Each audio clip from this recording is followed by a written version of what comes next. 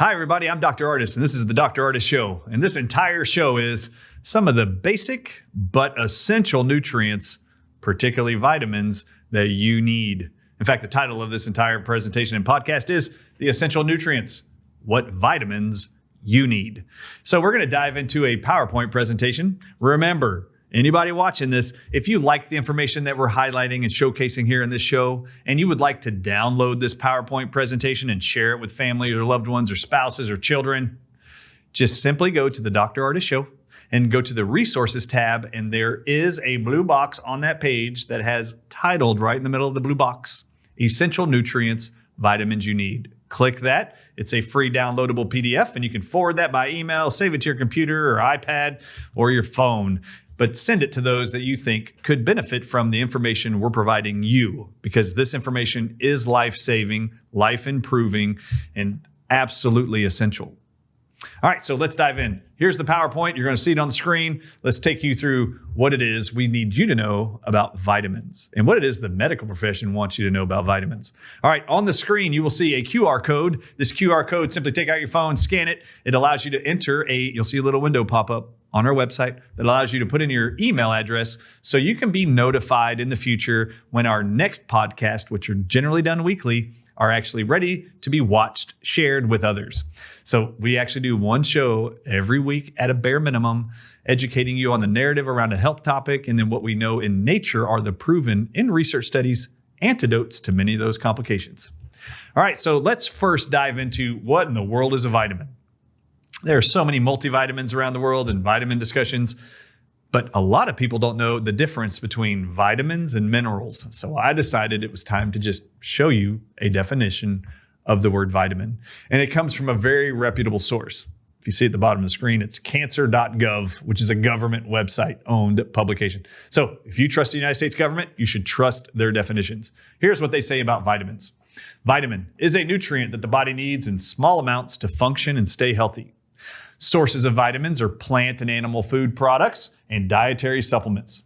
Some vitamins are made in the human body from foods that we consume. Well, how does Big Pharma, what do they think about vitamins? How Big Pharma, this is an article from AmericanProgress.org, how Big Pharma reaps profits while hurting everyday Americans. And I would just like to highlight one statement from this article.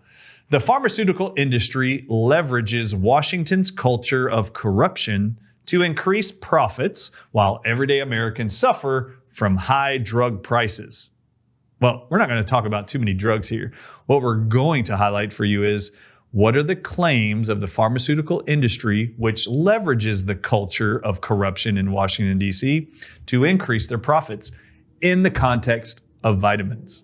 All right. Here on healthline.com, this is an article published in 2020. So since those two articles I just showed you, or since at least one of them, this is titled The 7 Impressive Ways That Vitamin C Benefits Your Body. Number 1, it may reduce your risk of chronic diseases. Let's read the first highlighted reference here on healthline.com about vitamin C. Vitamin C is a powerful antioxidant that can strengthen your body's natural defenses. That's your immune system. They also published that studies show that consuming more vitamin C in supplement form can increase your blood antioxidant levels by up to 30%. This helps the body's natural defenses fight inflammation, including bacteria, viruses, funguses, and parasites. They also publish here that vitamin C supplementation may help manage high blood pressure. What? Approximately 1/3 of American adults have high blood pressure, they highlight. An animal study found that taking a vitamin C supplement helped relax the blood vessels that carry blood from the heart, which helped reduce blood pressure levels. 29 human studies, I just showed you BBC and The Atlantic highlighting 7 studies. This one's 29. 29 human studies found that taking a vitamin C supplement reduced systolic blood pressure numbers, that's the high number on your blood pressure, by 3.8 points, and diastolic blood pressure was lowered by 1.5 points on average in healthy adults. So if you're looking to improve your overall blood pressure numbers to reduce your risk of heart attacks and strokes, you might want to consider supplementing with vitamin C. There's 29 studies confirming it works. In adults with high blood pressure, vitamin C supplements reduced systolic blood pressure by 4.9 measurements of mercury and diastolic blood pressure by 1.6 on average. Ask your doctor if vitamin C is right for you. when they tell you your blood pressure is caused just by your family inherited genetics. Number 6, vitamin C boosts your immune system. First, vitamin C helps encourage the production of white blood cells known as lymphocytes and phagocytes, which help protect the body against infection. Hold up. That's not what those mainstream articles projected to you.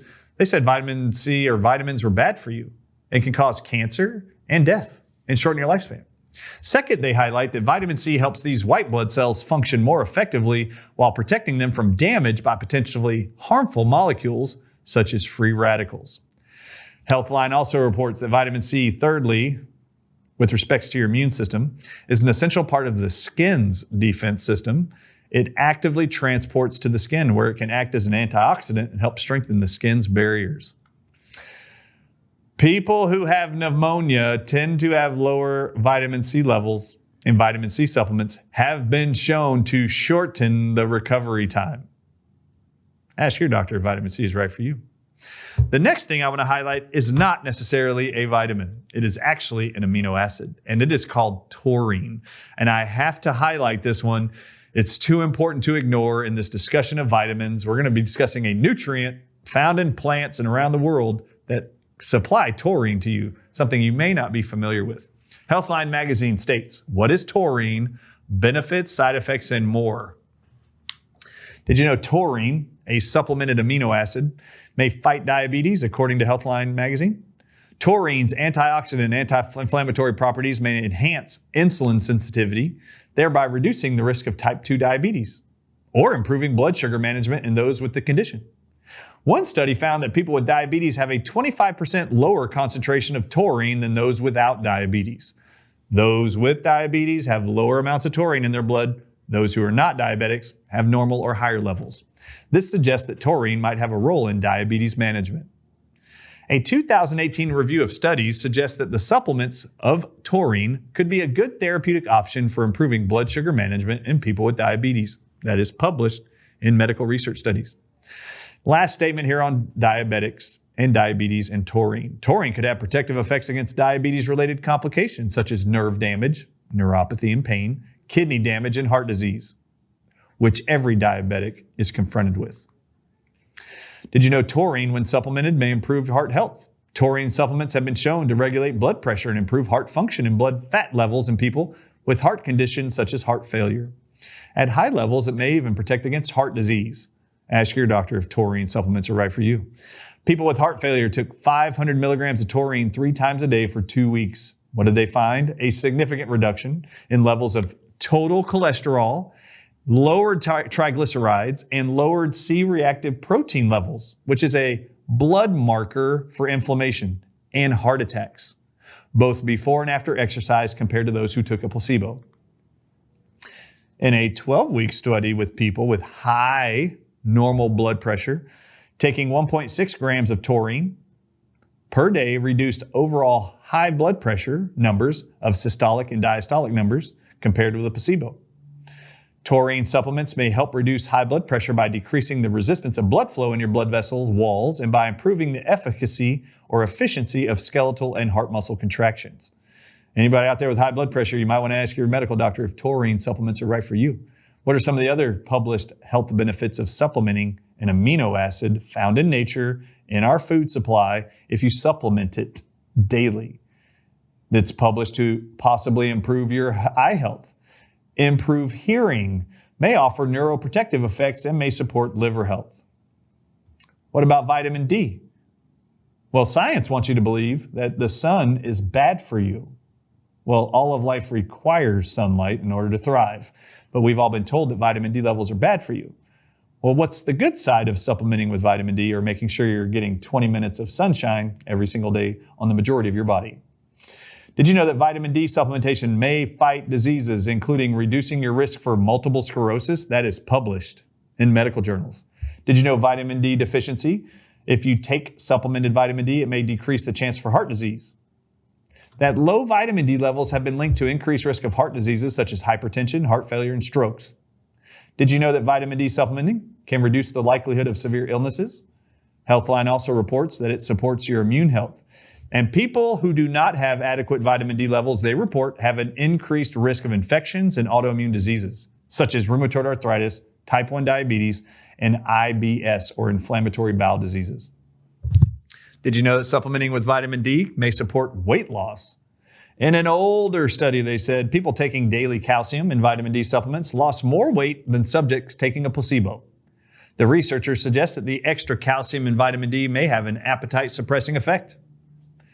This is one of the studies that's being highlighted by researchers at healthline.com or journalists there about the actual health benefits and immune benefits of vitamin C. This actual 2020 study is titled Vitamin C, an additional therapy for respiratory infections, sepsis, and COVID-19. The vitamin C deficiency disease, scurvy, has long been associated with pneumonia, which led to the view that vitamin C may influence susceptibility to respiratory infections. People deficient in vitamin C may be more susceptible to severe respiratory infections such as pneumonia. A study of 19,000 men and women followed for over 20 years. They found that people in the top individuals with higher amounts of vitamin C in their blood had a 30% lower risk of developing pneumonia. This specific trial in the UK they're referencing here was 168 volunteers who were randomly assigned to receive either a placebo or vitamin C for 60 days during the winter. The vitamin C group had fewer colds and even fewer virally challenged cold days, and a shorter duration of severe symptom days. The number of participants who had 2 colds during the trial was significantly reduced in the vitamin C group. You can see the numbers there. And remember, if I don't go and touch on and don't have time to review every highlighted statement from these research studies, go to my website, thedrardisshow.com, go to the resources tab. This PowerPoint of essential nutrients, vitamins you need, is highlighted in a blue box. Click it. You can download the entire PowerPoint for free for your review and research, or wanting to send it to someone via email or text. You can do the same thing. This is the clinical evidence for the role of vitamin C in pneumonia. And I have to speak to this. There are millions of Americans, particularly the elderly, who experience chronic reoccurring pneumonia every year. For those of you who have hip fractures or breaks, what are you told? The number one risk factor for your death is actually going into a hospital for surgery of your broken hip or hip replacement surgery and developing pneumonia while you're in there. So the pneumonia takes the lives of these people, not necessarily the fractures.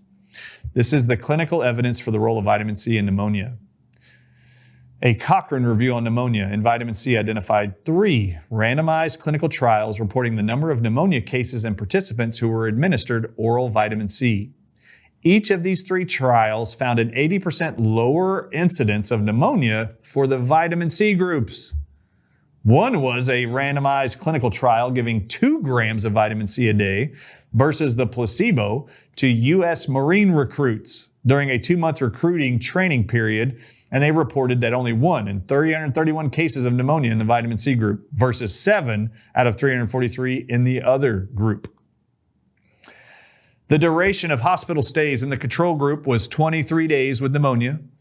In the low-dose vitamin C group, hospital stay was 19% shorter. If they had a low-dose vitamin C given to them, the hospital stay was reduced by 19%.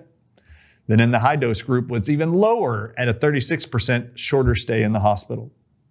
The low-dose vitamin C group, they left 19% faster. Those in the higher dose group, they left 36% faster from the hospital. Let's look at this study from Springer Nature, titled, 2021 is the date, Vitamin C for Sepsis Intervention.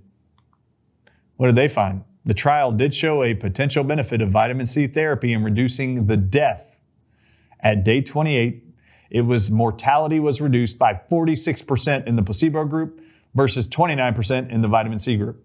So 46% of people died that were not given vitamin C, and only 29% of them died that were given vitamin C. This significant reduction in mortality was in the vitamin C therapy group. This preliminary finding in sepsis patients is also consistent with the well-demonstrated effectiveness of vitamin C in treating experimental sepsis in animal models. Apparently, the efficacy of high-dose vitamin C therapy in patients with sepsis and acute respiratory distress syndrome, yeah, it reads like Ardis, warrants further randomized clinical trials to focus on mortality reduction and long-term survival. What about the association between blood vitamin C and your blood pressure? Here is one example. Remember, if you want to review all of the statements we highlight in here, the PowerPoint is free to download at the Resources tab at the Dr. Ardis Show. Vitamin C level concentrations in your blood. The level of blood vitamin C between hypertensive, high blood pressure subjects and those with normal blood pressure, I want to highlight, they found that the blood level of vitamin C in the high blood pressure group was 15 micromoles lower per liter than in the normal blood pressure group. So they saw those with high blood pressure had lower vitamin C levels in their blood. And that correlated to their systolic blood pressure being higher. The correlation between blood vitamin C levels and systolic blood pressures was described in over 12 studies. What they found was a reverse relationship between vitamin C concentration and systolic blood pressure was significant. So the higher the vitamin C level, the lower their systolic blood pressure. The lower their vitamin C went, the higher their systolic blood pressure went. Those of you with high blood pressure diagnoses, you might want to ask your medical professional if vitamin C supplemented is right for you. When it came to diastolic blood pressure, the low number on your blood pressure reading, they also found the exact same thing. There was an inverse correlation to the vitamin C levels. The lower the vitamin C level, the higher their diastolic blood pressure. The higher their vitamin C levels, the lower or more normal their blood pressure was for all ages. Now let's look at a research study from Therapeutic Advanced Cardiovascular Journal, dated 2017. Taurine supplementation has an anti-atherogenic and anti-inflammatory effect before and after incremental exercise in heart failure patients. So this is the atherogenic indices. This is where they're talking about the hardening of the arteries, the plaquing of the arteries. They saw a significantly decrease in pre-exercise, post-supplementation, and post-exercise group as compared with the post-exercise, pre-supplemented group in the taurine group. They saw their atherogenic scales, hardening, plaquening of their arteries, was lower in the taurine group after exercise for those with heart failure. When you look at triglycerides, which they measure with what's called the AC index, there was a significant time effect for the AC index in the taurine group. They saw that taurine reduced triglycerides in the pre-exercise, post-supplemented, and post-exercise groups as compared to those with the placebo. So those worried about atherosclerosis, you might want to ask if taurine supplemented is right for you. It's already been proven in research studies. What about the most common inflammatory marker found in people who just had a heart attack? It's called CRP, C-reactive protein. They found there was also a significant reduction in CRP levels in people when supplementing with taurine compared to those who don't after being diagnosed with heart failure. Ask your cardiologist if supplementing with taurine is right for you. It should be. This present study, the researchers concluded, indicates that 2 weeks of oral taurine supplementation is able to ease decreasing atherogenic scales and inflammatory indices in heart failure patients. This study provides evidence that taurine may offer a relatively inexpensive agent to treat some forms of cardiovascular disease, especially when prescribed alongside exercise. I cannot reiterate, taurine should be considered by all to improve your cardiovascular risk. And if you've never read the book, Toxic Legacy by Dr. Stephanie Seneff from MIT, she highlights why it is taurine in our bodies is under assault. Also in our farms by an herbicide called glyphosate. It's at toxic levels, she reports, in 90% of all farmland in America. It's in our vegetables, it's in our plants that we eat, and it destroys, glyphosate does, our taurine levels, which are required for optimum health, which is why I ever released the supplement taurine on our website. From a toxicology report in 2016, they have a research study titled The Effect of Taurine on Chronic and Acute Liver Injuries, a focus on blood and brain ammonia. Acetaminophen, a very common pain reliever. Acetaminophen is a commonly used drug which can produce hepatic damage or liver damage. A high dose of acetaminophen was administered to mice and liver injury was assessed 24 hours later after drug administration of acetaminophen. That was administered 2 hours after acetaminophen was TA, that stands for taurine administration. Control animals received acetaminophen solvent, and a group of mice received the taurine alone.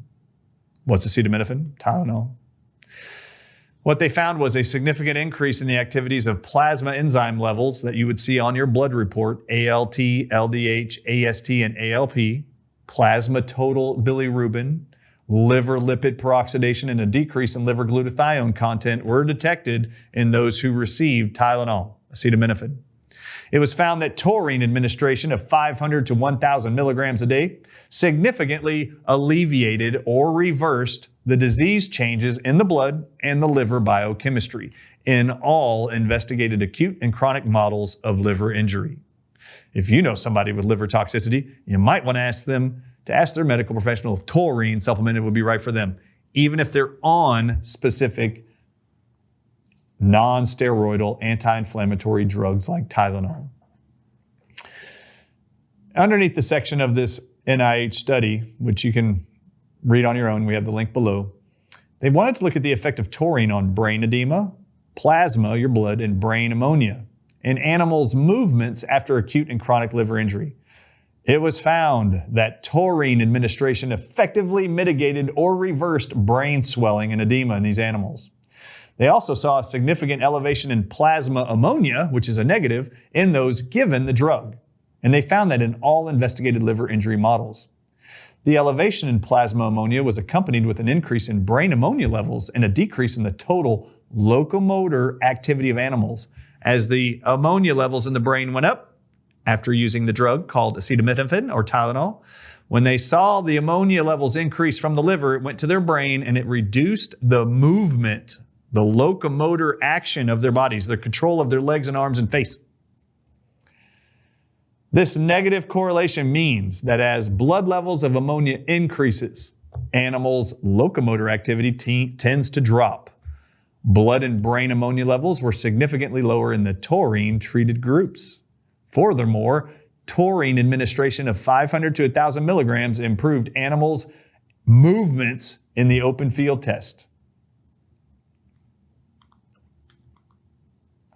Their conclusion: the current investigation focuses on the role of taurine administration on the blood and brain ammonia levels. Well, how many of you are on drugs or being prescribed drugs and you know they are checking you regularly, your liver enzyme levels, to see what liver toxicity is coming from the drugs they're prescribing? You need to ask your medical professionals as they review every 6 months to a year your liver levels. You might want to ask them as those start being elevated. Ask them if taurine might be right for you because of these types of studies. Our data indicates that taurine might be a useful agent to preserve liver function and prevent rise in blood and brain ammonia as a deleterious consequence of acute and chronic liver injury. Hence, taurine supplementation might be considered as a therapeutic approach to ameliorate the severity of hepatic or liver impairment and fibrosis, in addition of brain damage and neurological disorders in acute and chronic cases of liver injury in humans. Now we're going to highlight vitamin D supplementation. This is from a study in 2020. Evidence that vitamin D supplementation could reduce the risk of influenza and COVID-19 infections and deaths.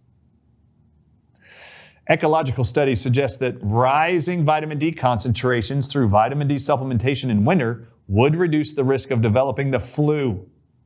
Not flu shots. Vitamin D alone can reduce the risk of developing flu-like symptoms. The role of vitamin D in the flu was published in 2018. It concluded that the evidence of vitamin D's effects on the immune system suggests that vitamin D should reduce the risk of influenza in humans. A clinical trial involving postmenopausal women living on Long Island, New York, with an average baseline concentration of vitamin D at 19, found that when they supplemented with 2,000 international units, it resulted in significantly fewer upper respiratory tract infections, including the flu, than the placebo group or those supplemented with only 800 international units of vitamin D compared to the 2,000 IUs. They found that a high-dose vitamin D trial in ventilated ICU patients in Georgia, those that are intubated, can't breathe on their own, they're on machines, they found in these people in hospitals in Georgia, they had an average vitamin D level of 20 to 22 nanograms per milliliter of blood. reported that hospital length of stay was reduced from 36 days on average in the control group to only 25 days in the group given 250,000 international units of vitamin D.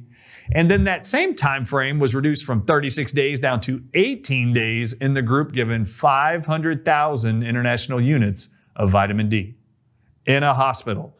So if you or a loved one is in a hospital with pneumonia or the flu, remember, when you say, will you please give my loved one vitamin C and vitamin D, and they say to you, but there's no research proving it, please download this PowerPoint. Please look up this research study, print out this PowerPoint or you want, or print out this actual research study, underline these statements, and give it to your medical doctor. And then they know the exact doses to reduce your time spent in the hospital trying to recover from pneumonia or the flu. Vitamin D's effect on the immune system. Did you know that vitamin D as a whole has an important effect on macrophages, your white blood cells that eat infections and cancer cells? And tremendous efforts has been put into linking vitamin D to TB. It has been demonstrated that vitamin D deficiency increases the risk of developing active tuberculosis. Furthermore, adding vitamin D supplementation to anti-tuberculosis treatment has been shown to have a beneficial effect. Anybody with TB? Make sure you give your loved ones vitamin D. What about those with chronic obstructive pulmonary disease, COPD? Did you know it's been demonstrated that patients with COPD were more likely to suffer from vitamin D deficiency than matched healthy smokers with a deterioration of COPD classification and exacerbation rate associated with a further decrease in vitamin D levels?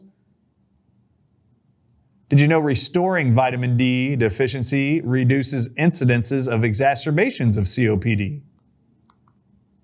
Did you know in autoimmune diseases, there's a clear association between vitamin D deficiency and the incidence of autoimmune diseases? How about type 1 diabetes, multiple sclerosis, rheumatoid arthritis, systemic sclerosis, systemic lupus, and inflammatory bowel disorders? That the circulating levels of vitamin D, independent of seasonal variation in latitude, are decreased at disease onset of all of those diseases when you're diagnosed, as during follow-ups. All of those conditions combined and individually, everybody diagnosed with those, all of those on the list, on the screen, they have low levels of circulating vitamin D in their blood. A review of 5,900 subjects in various research studies demonstrate that in both multiple sclerosis and in type 1 diabetes, as principal examples of immune-mediated diseases, there was a lower level of vitamin D in the affected patients than in the healthy control groups. In lupus patients, lower levels of vitamin D were even associated with an increased frequency of lupus flares. Oh my God, has your rheumatologist told any of you or your loved ones struggling with these conditions that it's already been proven in studies that if you start supplementing with vitamin D, you will see lower reactions of flares or symptoms related to MS, diabetics, and lupus?